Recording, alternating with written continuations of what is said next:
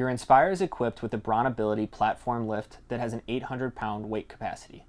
There is a key fob with a lock-unlock button for the automatic swinging door on the exterior side of the lift. In order to use the lift, you will need to hit the unlock button and the door will swing open.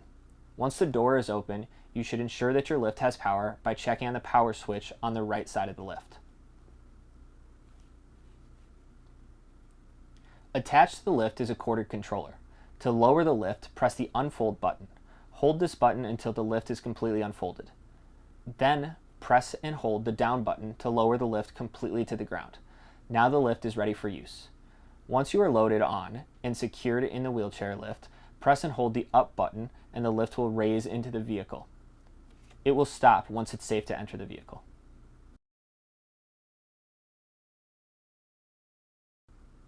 To store the lift, press and hold the fold button on the remote until the lift stops moving. The lift door can then be shut by pressing the lock button on the door fob.